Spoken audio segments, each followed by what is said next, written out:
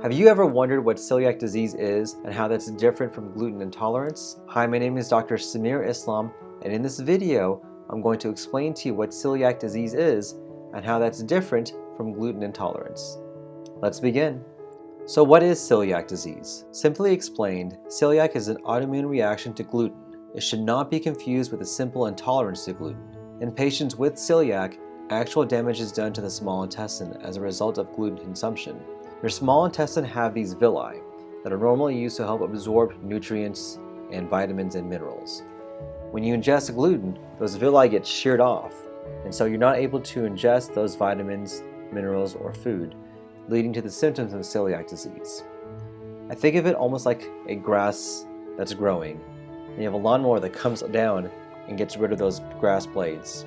That's exactly what gluten does. Celiac is not a disease that you can catch, but it is something that you're either predisposed to from birth and can be triggered by several different things, including genetics, certain external triggers, diet, the environment, or enzymes within the body. So how do you know if you're suffering from celiac? There are no comprehensive lists of symptoms that all celiac patients have, so it can be difficult to diagnose, and it can even take years for people to actually have the diagnosis of celiac disease.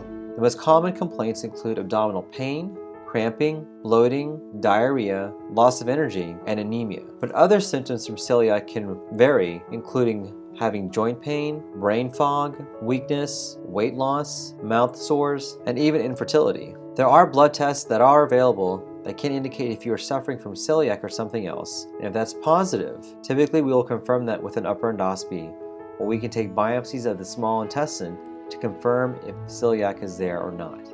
So how is celiac treated? Unfortunately, there is no cure for celiac disease, but the first step to manage the condition is through a proper diet, and it's very important to remain gluten-free.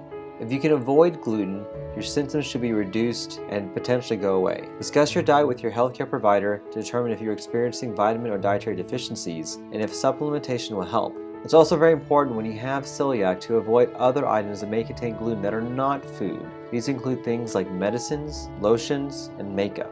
When you have gluten intolerance, you actually don't have an autoimmune reaction against the small intestine, so you actually don't have any small intestinal damage. The way we suspect patients that have gluten intolerance is that if you ingest gluten and you develop the symptoms such as bloating, pain, and diarrhea, and then you stop taking gluten, those symptoms go away, that can be enough for us to tell you that you have gluten intolerance.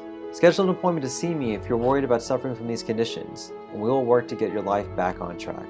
Thanks and take care.